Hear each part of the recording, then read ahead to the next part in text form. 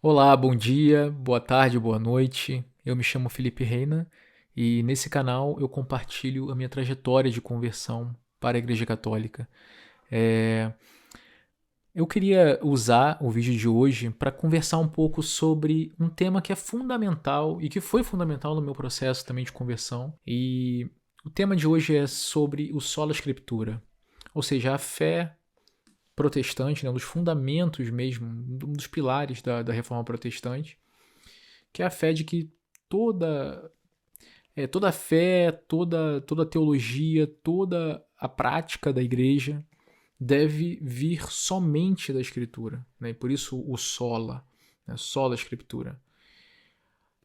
A fé católica, a Igreja Católica, ela não pensa assim, né? Ela, na verdade, divide em três pilares, né? É o pilar da tradição escrita, que é a Bíblia, que é a Escritura, a tradição oral da Igreja e também o magistério da igreja, que é aquele que é responsável por tomar decisões, quer dizer, os bispos reunidos com o bispo de Roma, o Papa, tomando decisões em conjunto, em concílios, em reuniões para tomar as decisões que a igreja precisa. Então são esses três os fundamentos da fé da Igreja Católica. E como protestante, certamente eu acreditava no sola escritura, né, me parecia razoável. Mas pouco a pouco eu fui percebendo as limitações, né, desse pilar da reforma protestante. Eu queria compartilhar com vocês pelo menos três argumentos e também discutir um pouquinho a respeito da tradição oral. Né? Quando eu ainda era protestante, eu ouvia sobre tradição oral, me parecia muito estranho, né? Porque a oralidade por si só, ela já não parece ser algo que consegue preservar uma mensagem, uma verdade ao longo do tempo. Basta você pensar naquela brincadeira do telefone sem fio, né? Uma pessoa fala uma mensagem para alguém, que fala para alguém, que fala para alguém, quando chega na última pessoa, ela tenta repetir a mensagem inicial e a mensagem já foi totalmente deturpada, né? Então, essa simples brincadeira já mostra como a oralidade ela tem uma fragilidade de preservar a informação ao longo do tempo. Quanto mais pensa na história, pensa nas gerações que se passaram. E eu, meditando nisso tudo, eu sempre pensava que essa ideia de tradição oral me parecia muito estranha, muito frágil, né? E errônea. Mas fui meditando um pouquinho mais, né? Pensando um pouco mais, lendo mais, e fui começando a perceber que, na verdade, a oralidade, ela também, principalmente nos povos antigos, meus amigos, você tem que pensar que a gente vive num mundo com tecnologia e a nossa capacidade de memória também se esvaiu muito por conta da tecnologia, né?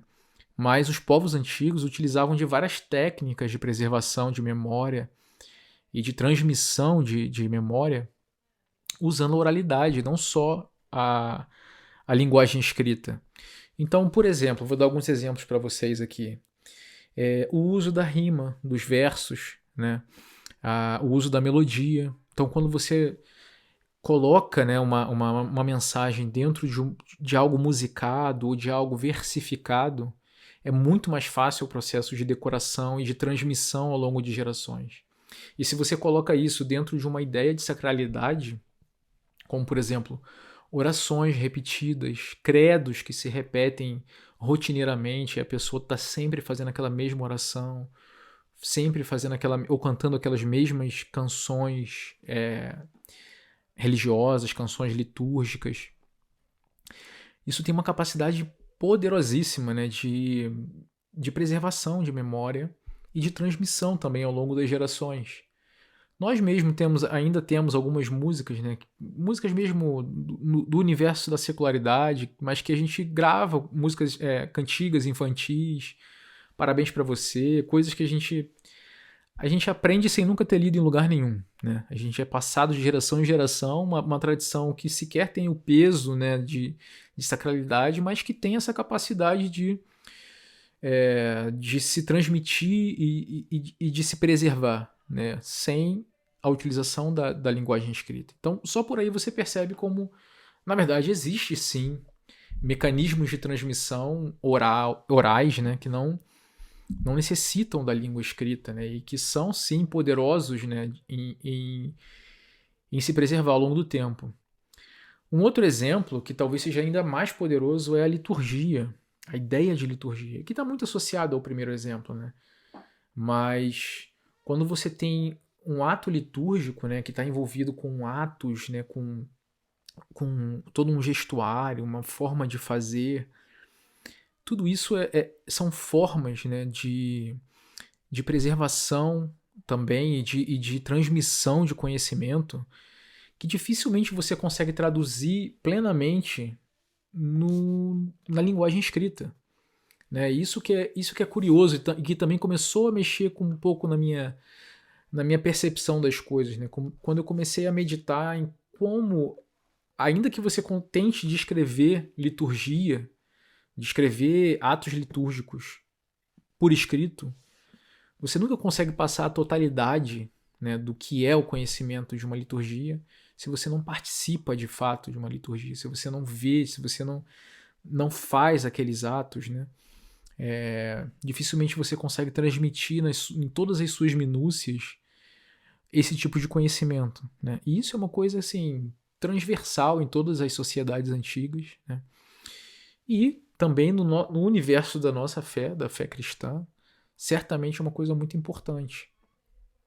Eu poderia pensar em outros exemplos aqui, mas eu vou me ater por aqui para a gente começar a nossa conversa sobre o Sola Scriptura, né? Porque o Sola Scriptura ele justamente apresenta alguns problemas sérios, né? Porque uma das fragilidades do Sola Scriptura é exatamente essa, né? Se você parar para pensar, a experiência protestante, no fundo, ela é a experiência de alguém. Eu estou fazendo aqui só uma imagem, né? Como se alguém que nunca viu a igreja, nunca ouviu falar de Jesus, nunca ouviu falar de nada, não conhece nada, e encontrasse um livro, como por exemplo, imagina um beduíno no deserto, nunca ouviu falar de Jesus, de igreja, de judaísmo, de nada. E de repente ele encontra esse livro aqui nas areias do deserto. Né? E ele pega esse livro e a partir da leitura desse livro ele vai tentar recriar a igreja do zero na sua comunidade de beduínos lá. Essa experiência ela está obviamente fadada ao fracasso. Né? Por quê? Porque a Bíblia, meus amigos, ela não foi escrita para alguém que nunca tenha visto a igreja. E isso é uma coisa muito importante de se pensar. Os livros do Novo Testamento, quando eles foram escritos por uma comunidade que já existia, que já estava viva. Né? Já existiam os apóstolos, já existiam aqueles que foram apontados pelos apóstolos como seus sucessores, as lideranças das igrejas, que eram os bispos. Ou seja, já existia uma hierarquia colocada em movimento, já existia liturgia acontecendo, já existia o batismo, já existia... Ou seja, todas essas coisas já estavam acontecendo quando os livros do Novo Testamento foram escritos. Né? E eles não foram escritos para alguém que nunca viu a igreja, eles foram escritos para uma igreja viva. Né? Então, por exemplo, pensa nas cartas do apóstolo Paulo. Todas elas foram escritas para igrejas que ele fundou, né? Que ele mostrou como fazer. Né? Eles participaram, por exemplo, da liturgia da Eucaristia, a Santa Ceia do Senhor, vendo o apóstolo fazer na frente deles, vendo o apóstolo batizar, vendo o apóstolo ordenar lideranças, né? Vendo como viver a igreja, né? A partir do exemplo do apóstolo. E o próprio apóstolo Paulo passou 3 anos na Arábia estudando e com outros irmãos também. Depois se mudou para Antioquia, onde ele vivia numa comunidade cristã, numa igreja. Né? Foi ordenado, como está lá em Atos dos Apóstolos, ele e Barnabé foram impostas as mãos sobre eles para que eles começassem as viagens missionárias. Ou seja, o apóstolo Paulo ele transmite, né, aquilo que ele diz, por exemplo, em 1 Coríntios capítulo 11, né? Aquilo que eu ouvi do Senhor eu vos transmiti, que na noite em que ele... Então, aquilo que eu ouvi do Senhor é o quê? O apóstolo Paulo ele teve uma visão? Provavelmente não. Provavelmente o que ele está dizendo é: eu recebi do Senhor através da igreja, o corpo de Cristo. Ele recebeu aquele conhecimento que ele transmite para a igreja que ele fundou sobre a liturgia da Eucaristia, da Santa Ceia do Senhor. Ele recebeu da igreja na qual ele participava.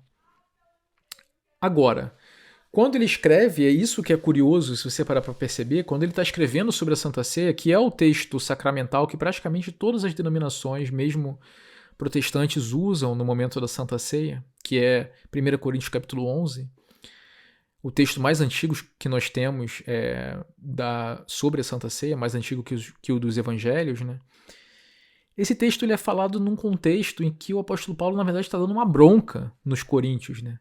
Pela forma como eles estavam fazendo a liturgia eucarística de forma displicente, né? Então ele está dando uma bronca neles. Você vê desde o capítulo 10 como ele está falando e chateado, né? Porque eles não estão fazendo da forma como ele ensinou.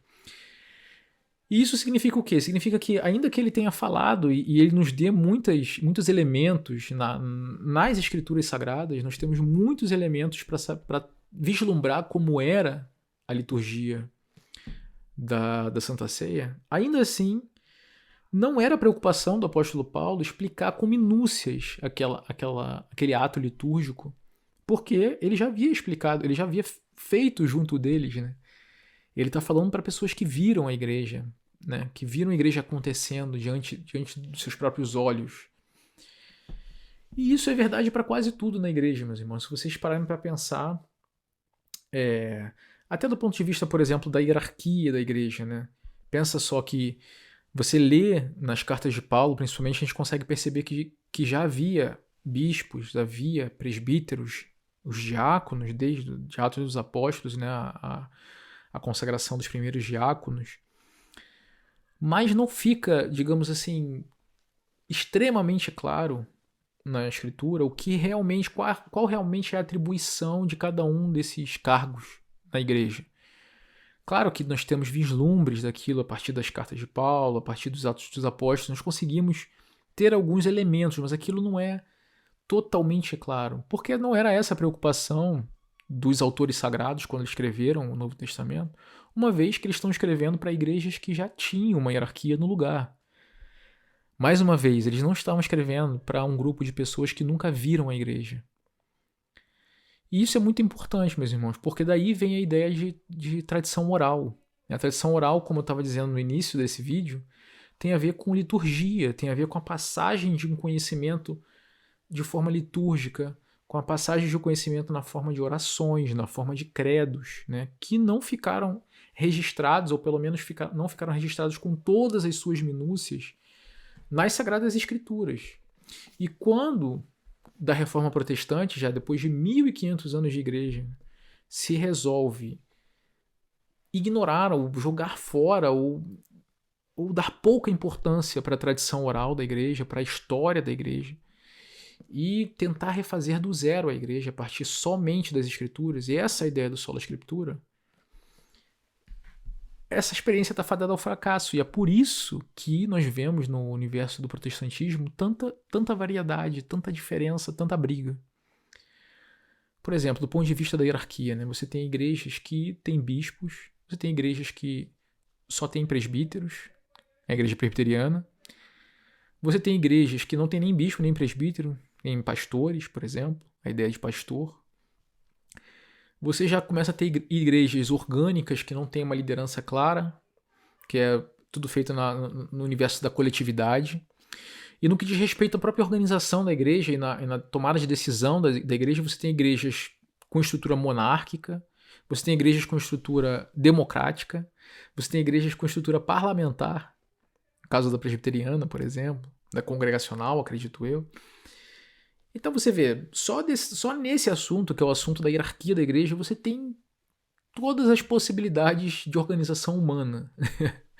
E todos eles tentando se basear nas escrituras. E por que isso? Por que essa variação toda? Porque, de fato, as escrituras sozinhas não deixam totalmente claro, de forma cristalina, qual era essa estrutura e qual eram as atribuições. Você tem pistas, obviamente, mas você precisa olhar para a história da igreja, você precisa olhar para outros elementos, e o próprio elemento desse arraste que é a tradição oral incutida na liturgia da igreja, incutida nas práticas da igreja, e que foi se arrastando ao longo da história. E por isso que quando nós lemos os pais da igreja, os documentos do primeiro século, do segundo século, que estão fora das escrituras sagradas, esses documentos fazem parte do acervo, digamos assim, da tradição oral da igreja que ficou registrado também por escrito. E que é um testemunho dessa tradição oral sendo transmitida, mesmo sem ter, digamos, uma clarividência nas escrituras a respeito disso. Eu vou dar mais um exemplo ainda sobre esse assunto. Esse é meu primeiro argumento, né, da fragilidade. Eu ainda vou falar mais dois, tá? O primeiro argumento sobre a fragilidade da sola escritura é esse, é que a escritura em si, ela não foi feita para ser exaustiva em todos os detalhes a respeito da igreja, porque ela foi entregue a uma igreja já viva e ela pressupõe a tradição oral. Esse é o primeiro argumento de fragilidade da sola escritura. E o exemplo, mais um exemplo ainda desse primeiro argumento que eu quero dar, é em relação à celebração dominical, quer dizer, a ideia do domingo. Olha, vocês vão concordar comigo, né, que quase todas as denominações protestantes guardam o domingo, né? Elas mantiveram essa tradição da Igreja Católica, de onde elas se separaram. Mas nós temos entre nós os sabatistas, né? Os adventistas do sétimo dia, outros grupos mais judaizantes, por exemplo, que guardam o sábado. Quando nós lemos o Novo Testamento, nós conseguimos depreender que de fato os cristãos estavam se reunindo aos domingos, né? Então, assim, existem várias passagens nos Atos dos Apóstolos, nas cartas de Paulo e mesmo no Apocalipse, né, de João, em que o domingo tudo indica que no domingo os cristãos estavam se reunindo para repartir o pão. Porém, não tem nada no Novo Testamento, não existe nenhuma passagem que nos diga com clareza quando isso foi decidido e por quê. Por quê? Por que houve essa mudança em relação ao sábado? E de fato, se você acredita somente na Escritura, só na Escritura, você não olha para a história da igreja, você não olha para outros documentos que nós temos, você não olha para o corpo, né, de conhecimento envolto na história da igreja, você fica em dúvida, né? E por isso esses grupos passam, por exemplo, a guardar o sábado, porque quando você olha o Velho Testamento, parece muito claro que você deve guardar o sábado, né? E quando você olha o Novo, não existe nada muito explícito te explicando o porquê dessa alteração que parece muito relevante. Então, para você ver esse exemplo, o exemplo do dia da semana, da guarda, né, que foi alterado com a nova aliança, nos mostra claramente, né, que isso vem, sobretudo, da tradição oral da igreja, da tradição litúrgica da igreja. Provavelmente os autores das Sagradas Escrituras, inspirados pelo Espírito Santo, não viram necessidade de explicar com minúcias isso. Por quê? Porque a igreja já estava se reunindo aos domingos. E quando você lê os documentos do primeiro século, isso está claríssimo, né? Você vê, por exemplo, Santo Inácio de Antioquia, já ainda no ano 100, 110 no máximo, falando claramente que os cristãos se reúnem aos domingos. São Justino Marte, Santo Irineu de Leão, em todos esses documentos do primeiro, da virada do primeiro para o segundo, e também, por exemplo, a Didaquê, que ainda é do primeiro século, você encontra vários documentos que carregam essa tradição oral da igreja, mostrando que os cristãos se reuniam aos domingos, né? Então, assim, fechando esse primeiro argumento, né, é o argumento em que o sola escritura ele é frágil e está equivocado. Por quê? Porque a escritura não foi escrita, e aqui eu estou me atendo ao Novo Testamento, não foi escrito para alguém que nunca viu a igreja. Ele foi escrito para uma igreja viva. Jesus deixou homens e mulheres, né, para levarem a sua igreja. Foi estabelecida sobre pessoas, né? E essas pessoas impuseram a mão sobre outras pessoas, batizaram outras pessoas. E a Bíblia foi o resultado desse movimento de pessoas vivas e que já estavam ali estabelecidas. Então, o primeiro argumento é esse: a sola escritura não se sustenta de pé porque a Bíblia não foi escrita para ser a única fonte de conhecimento da igreja. Havia já pessoas vivas transmitindo um conhecimento. E você lê o próprio apóstolo Paulo falando, né? Aquilo que eu vos transmiti, seja por escrito ou por fala, né? Guardai, né?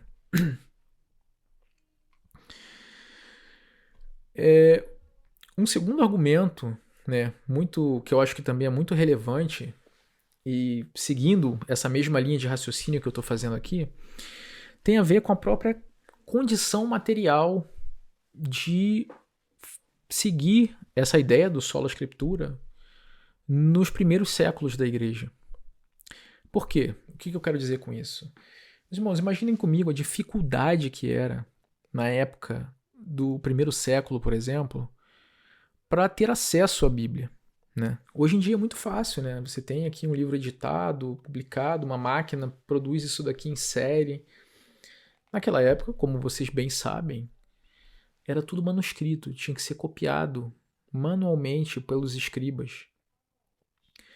E era caríssimo, aquilo era escrito em pele de cordeiro, em rolos gigantescos. Né? Existem alguns estudos que dizem que para você ter, por exemplo, o conjunto de livros do Velho Testamento, aquilo custava em torno de um salário anual ou talvez até 3 anos de salário médio no Império Romano, para você ser capaz de custear um escriba, né, que fizesse uma cópia inteira da Bíblia para você. Então você vê que isso não era uma coisa que as pessoas tinham de forma particular, né? Você imagina, por exemplo, que naquele tempo só quem tinha acesso de fato à Bíblia ou era um judeu muito rico e que podia se dar ao luxo, né, de ter esses livros de forma particular, ou o que era a experiência comum de todo judeu era a sinagoga. Eles iam à sinagoga e por isso o apóstolo Paulo pode dizer, né, a fé vem pelo ouvir e ouvir da palavra de Deus. Ele não diz a fé vem pelo ler, porque as pessoas não tinham acesso à leitura, as pessoas iam à sinagoga para ouvir, né, o Velho Testamento sendo lido. E eu queria fazer um pequeno exercício aqui com vocês, um exercício mental.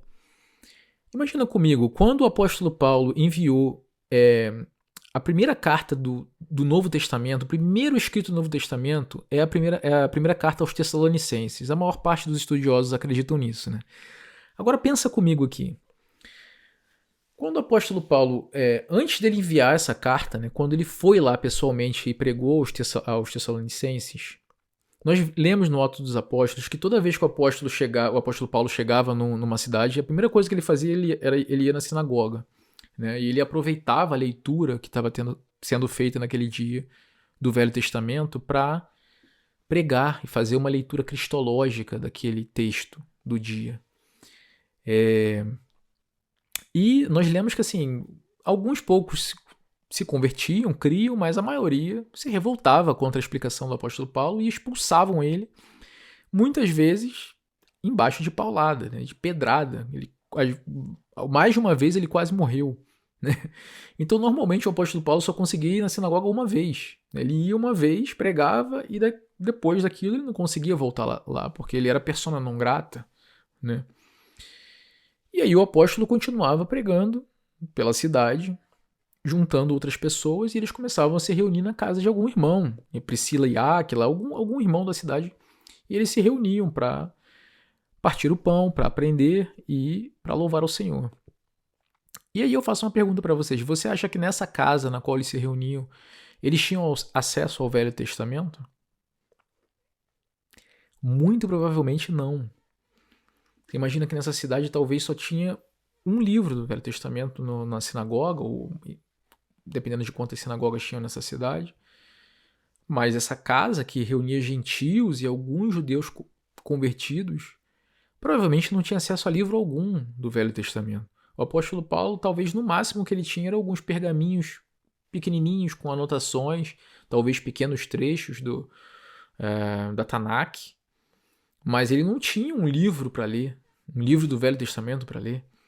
Ele não viajava com uma carroça com todos os rolos do Velho Testamento pela Ásia Menor, né? Pegando navio, quase naufragando. Obviamente dá para perceber pelos Atos dos Apóstolos que ele não estava viajando com uma Bíblia, porque naquela época para você carregar a Bíblia você precisava de uma carroça no mínimo.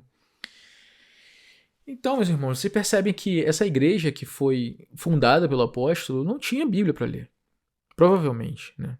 E que provavelmente seria muito difícil eles conseguirem o Velho Testamento, porque você precisava de um escriba judeu, né? Qual seria a facilidade, por exemplo, de um grupo herético, aos olhos dele, conseguir um desses livros sagrados? Não devia ser muito fácil.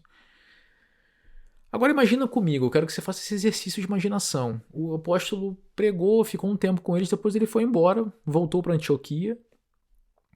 E aí eu te pergunto, o que esses irmãos ficavam fazendo quando se reuniam? Eles não tinham ainda o Novo Testamento, que ainda não tinha sido escrito. Também não tinham o Velho. O que eles faziam? Segundo a ideia do Sola Escritura, toda a nossa fé e prática deve estar baseada na Escritura. Eles não tinham acesso à Escritura alguma. Então, esses irmãos, o que eles faziam? Eles tinham orações que foram ensinadas pelo apóstolo, memorizadas, orações que eles repetiam. Talvez o credo dos apóstolos nesse tempo, você vê que até... me esqueci agora onde, mas o apóstolo Paulo ele já faz um existe um proto-credo. Né? Jesus Cristo morreu sob Pilatos, foi ressuscitado ao terceiro dia, apareceu a mais de 400 pessoas, depois apareceu a Pedro e por último a mim como um abortivo. Né? Enfim, o apóstolo Paulo ele provavelmente passava e fazia com que aqueles cristãos, aqueles novos conversos se decorassem talvez um pequeno credo e os ensinava atos litúrgicos, o mistério da Eucaristia, da Santa Ceia do Senhor, como celebrá-lo, qual o significado dele, como batizar um novo converso, como ungir um enfermo, como fazer esses atos litúrgicos, né, que fazem parte da tradição oral da igreja. Né?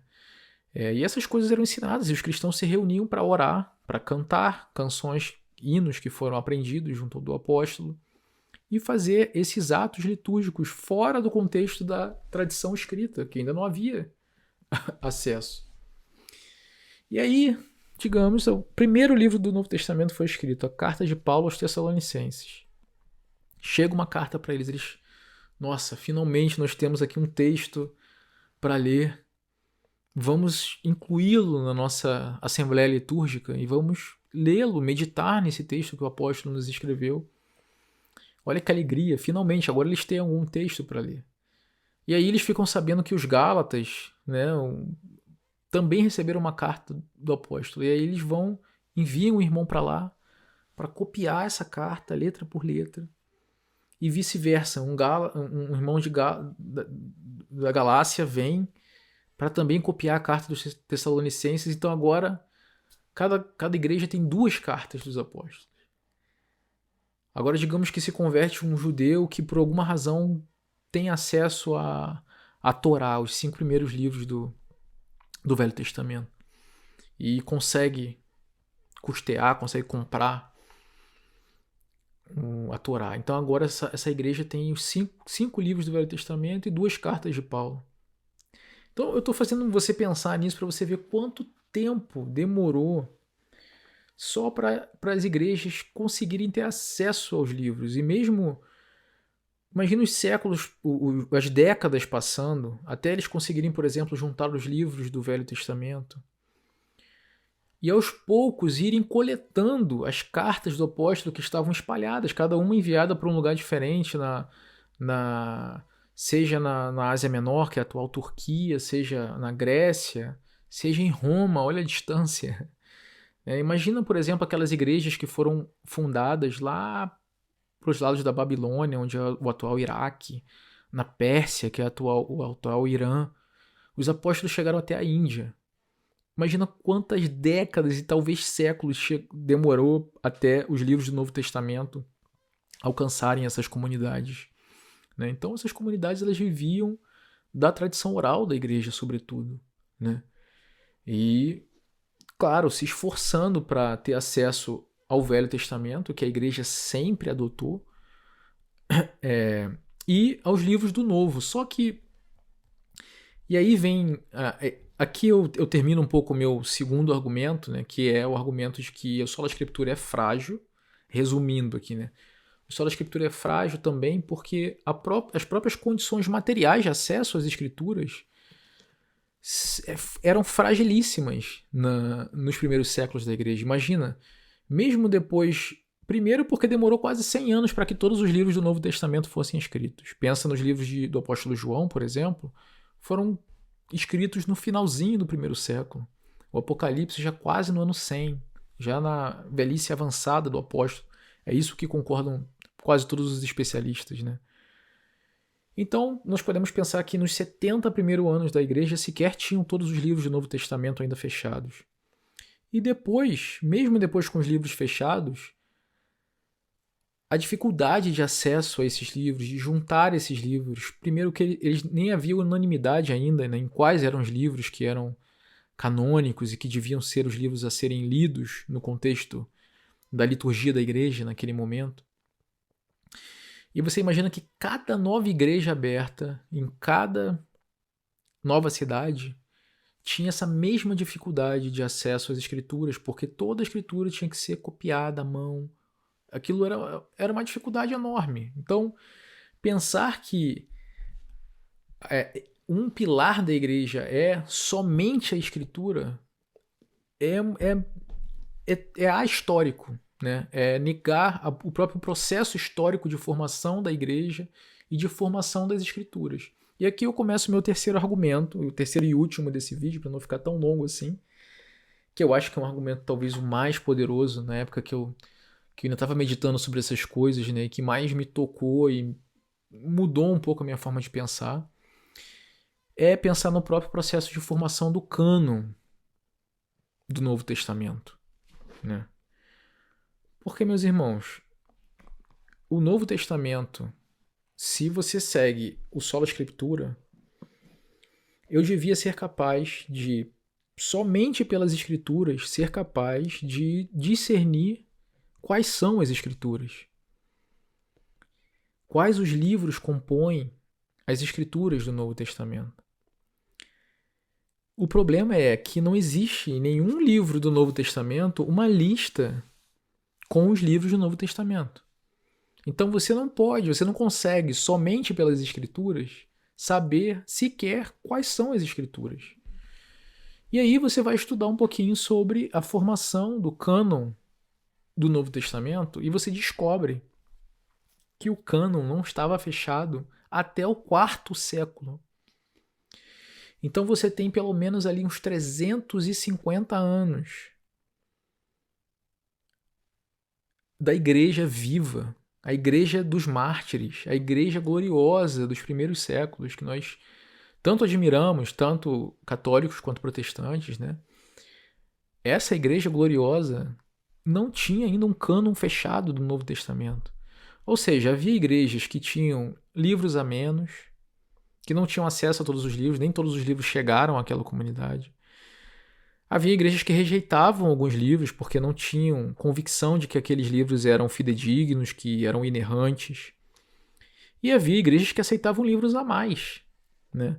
Você tem a Carta de Clemente, você tem a Carta de Barnabé, Pápias ou Papias, você tem o Pastor de Hermas, vários textos que foram escritos ali no primeiro século por homens apostólicos, ou seja, homens que viveram junto dos apóstolos e que tinham uma grande consideração por parte da igreja, e alguns consideravam como palavra sagrada, em igualdade de valor com as cartas do apóstolo Paulo, por exemplo. E você vê, por exemplo, no livro História Eclesiástica, de Eusébio de Cesareia, que é um livro escrito já no quarto século, no ano 320 e pouco, não me lembro muito bem, mas é ali mais ou menos na primeira metade do quarto século, você vê que lá no livro dele ainda não estava fechado o cânon, e você vê que o próprio Eusébio de Cesareia, que era um bispo da igreja de Cesareia, um homem importante na igreja, ele não acreditava, por exemplo, na autoria do Apocalipse, que a autoria do Apocalipse era do apóstolo João, por exemplo. E ele diz claramente que várias igrejas não consideravam alguns livros como fidedignos, como, por exemplo, 2ª e 3ª João, 2ª Pedro, o próprio livro de Hebreus. Então você tem alguns livros do Novo Testamento que são aceitos hoje por todos os protestantes, né, como livros canônicos, ou seja, inerrantes, inspiração do Espírito Santo, e eles estão certos de crer assim, porque de fato são. Porém, o que discerniu, né, quem discerniu que esses são os livros que são canônicos e verdadeiros? Não foi a própria Escritura. Foi a igreja, foi a tradição oral da igreja, ou seja, a experiência prática da igreja católica, da igreja universal, espalhada pelo Mediterrâneo, espalhada pelo Levante ali, pelo Iraque, pela Pérsia, pela Europa. É a experiência dessa igreja reunida em concílios, né? O concílio de Hipona, o concílio em Roma, com a anuência do bispo de Roma, que é o Papa, e naquela época ainda não era chamado assim, mas com a anuência do bispo de Roma, que tinha primazia, é que foi decidido quais eram os livros que eram canônicos e quais não eram. Então foi a junção da tradição oral, que é a experiência de todas essas igrejas, a prática litúrgica dessas igrejas. Quais livros vocês aceitam? Quais livros vocês não aceitam? Quais são unânimes? Quais são controversos? Né? Quais que estão postos em causa? E então o magistério da igreja, que é o terceiro pilar, que é um concílio de bispos reunido com o bispo de Roma, tomando a decisão final, guiado pelo Espírito Santo, e dizendo: esses são os livros canônicos, esses são os livros inspirados pelo Espírito Santo e que devem ser considerados como inerrantes, lidos nas nossas assembleias litúrgicas de forma universal, para a igreja católica, ou seja, a igreja toda, a igreja que está em união. Então, isso que é curioso, né? Você vê como o sola escritura é uma ideia protestante que aparece já no ano 1500, de que toda a fé deve estar baseada nesse conjunto de livros. Porém, o sola escritura não é capaz de me dizer quais são os livros que deveriam estar aqui. Eu preciso sim da tradição oral e preciso do magistério da igreja, ou seja, dos outros dois pilares que a igreja católica crê como os pilares da transmissão da fé e do depósito da fé, para que eu possa sequer saber quais são as escrituras sagradas. Então, meus irmãos, assim, para fechar esse vídeo aqui, eu queria que vocês meditassem sobre isso, né? As escrituras sagradas, como diz o catecismo da Igreja Católica, elas são a alma da teologia. Ou seja, nenhuma teologia pode ser feita sem estar embebida nas escrituras. As escrituras são importantíssimas, né? Elas são aquilo de mais puro que nós temos, né? Da tradição apostólica, escrita aqui e confirmada pelos outros pilares como letra inerrante, digamos assim. Porém, sozinha, esse sola é que está errado, né? As escrituras são sagradas, são santas, né? Mas elas não são solas, não é sozinha. Ela sozinha causa essa confusão, essa verdadeira torre de Babel que se tornou o universo protestante, onde não há acordo em nada, né? Todos os tópicos importantes da igreja, o batismo, a Santa Ceia do Senhor, a salvação, o dia de celebração, a hierarquia da igreja, tudo que diz respeito à igreja, tudo que é importante, tudo é posto em causa e tem enorme variação no universo protestante, porque é o sola escritura. Ignora-se a igreja viva, ignora-se a história da igreja, ignora-se o magistério da igreja que o Senhor estabeleceu sobre os apóstolos e seus sucessores, e vamos tentar reconstruir a igreja do zero só a partir da Bíblia, só a partir da Sagrada Escritura.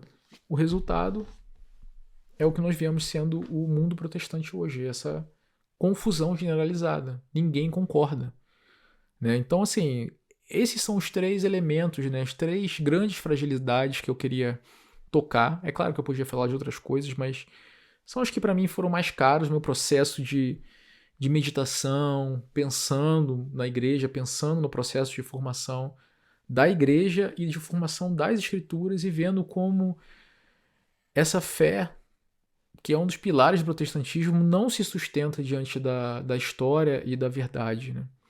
E é claro que não foi só com esse conhecimento que eu cheguei à conclusão de que, então a Igreja Católica está certa. No meu processo, né, que foi um processo longo de mais de 10 anos, esse foi um momento importante para mim, quando eu concluí que, de fato, o Sola Escritura não se sustentava de pé, sozinho. Mas daí ainda foi uma longa jornada até eu chegar às convicções que tenho hoje, né? Mas isso é para outros vídeos, né? Obrigado por terem ficado até aqui. Se vocês gostaram desse conteúdo, por favor, curtam, compartilhem, se inscrevam, e que eu colocarei sempre novos vídeos sobre novos temas, falando um pouco dessa minha trajetória. Um grande abraço. Tchau, tchau.